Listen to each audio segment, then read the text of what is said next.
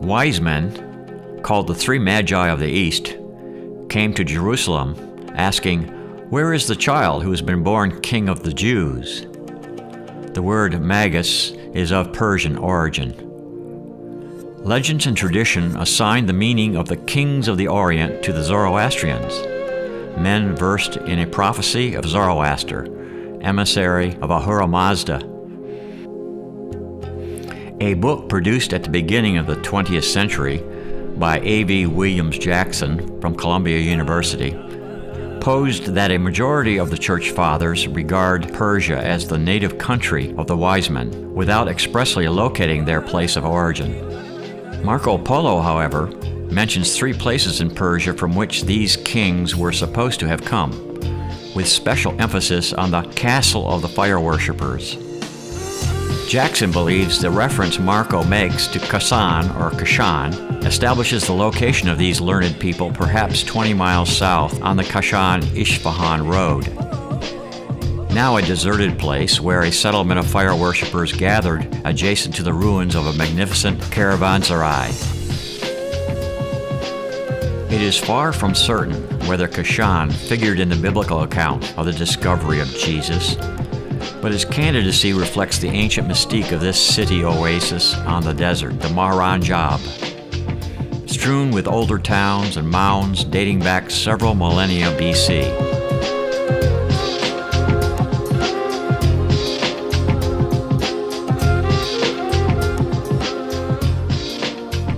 Kashan's antiquity is attested by the mud brick backstreets and neighborhoods and a cluster of palatial homes.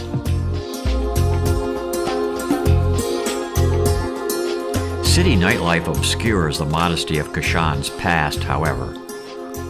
The virtually undiminished historical bazaar, Kimche Amin Odole, features a structure designed to naturally regulate temperature and sunlight and ventilate the interior.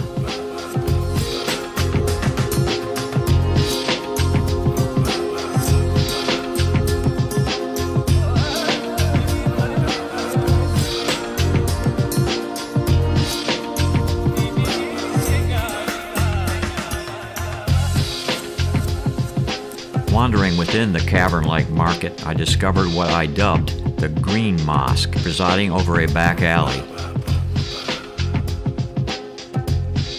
The courtyard was nearly deserted, but bathed in emerald-colored lights. I learned that green is a popular color in Iran and symbolizes, according to one account, gardens, nature, heaven, and sanctity. Green also purportedly was the favorite color of the Prophet Muhammad. In the 12th century, green was chosen as a dynastic color by the Shiite Fatimids, in contrast to the black used by the Sunnite Abbasids. Shah Abbas I designed the central gardens, the Fin Garden, as a classical Persian vision of paradise.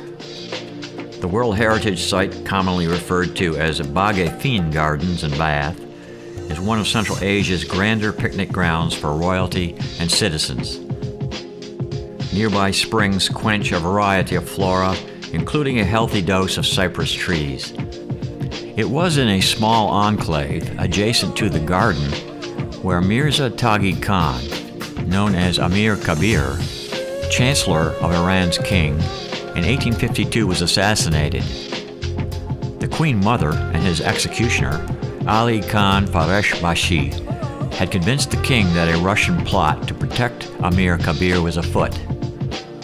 Amir Kabir was murdered in Kashan on January 10, 1852. No ruler or ruler's servant of this nation could ever be entirely comfortable or safe from plot. A verse composed by the renowned poet Hafez reads, "The Sultan's crown with priceless jewels set encircles fear of death and constant dread. It is a head dress much desired. And yet, are you sure it's worth the danger to the head?" Kashan today has a brooding nature, perhaps remembering past upheavals and intrigues. During my brief stop in Kashan in 2017, I reside in the Sarai Amarihab Boutique Hotel and restored Tabatabai House, recently renovated and repurposed to become one of the luxury hotels in the city.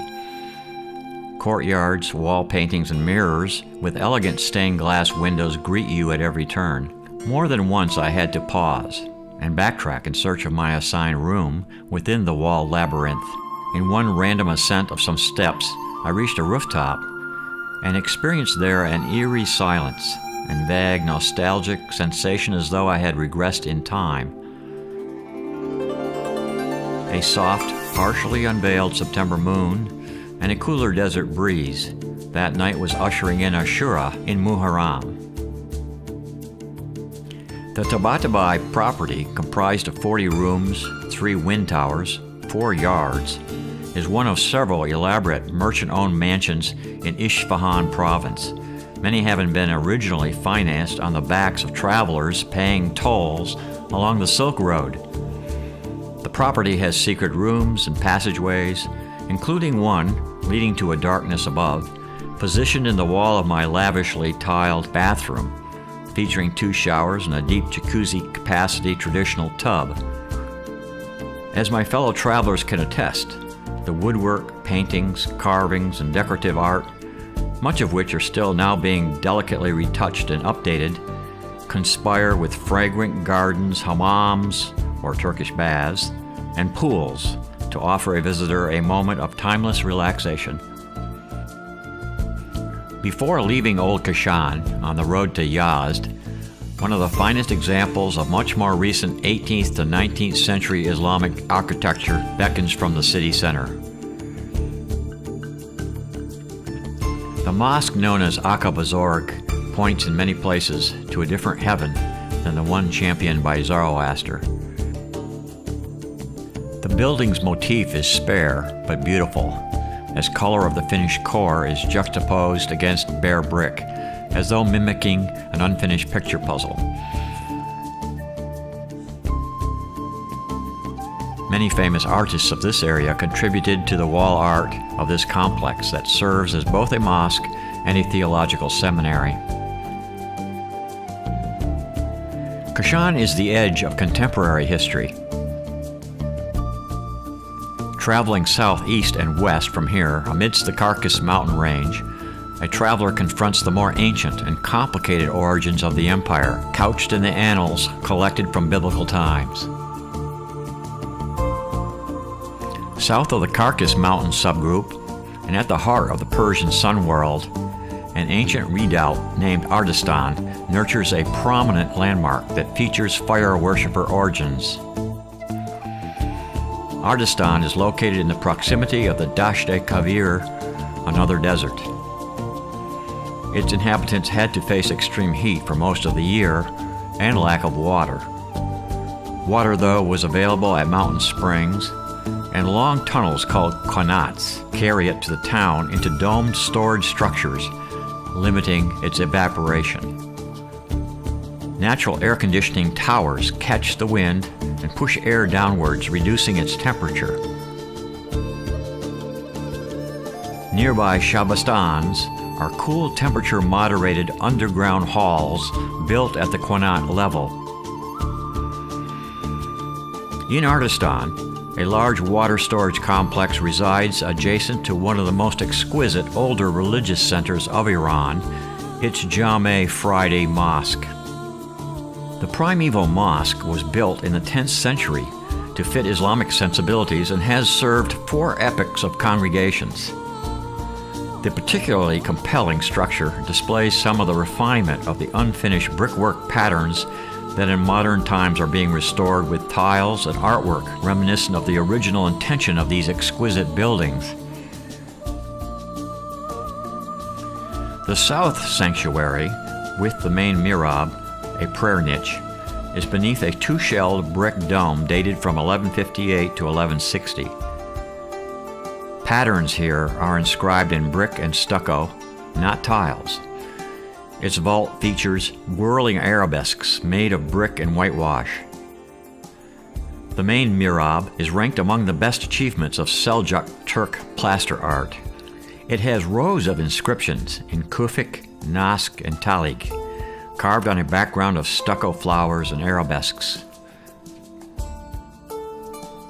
As a note of interest, the Seljuks were followers of Sunni Islam, not Shia, and these Turks sponsored the construction of many large mosques and madrases, or colleges for Islamic study, while occupying Iran.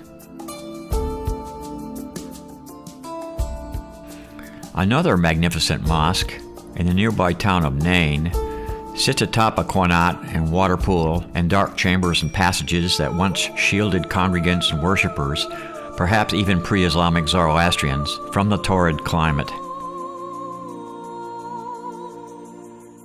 The somber, cool chambers below ground hold many secrets and tales, I have no doubt. Silent jugs bear witness to many visitors, even as they once also held water and/or ceremonial ointments for use over many centuries. While there is much else going on in this region of northern Esfahan province, probably the most notable takeaway is the sheer audacity of Persian endeavors in this challenging rocky land over thousands of years. The Dariuses and his minions of Zoroastrian believers built monuments to heaven,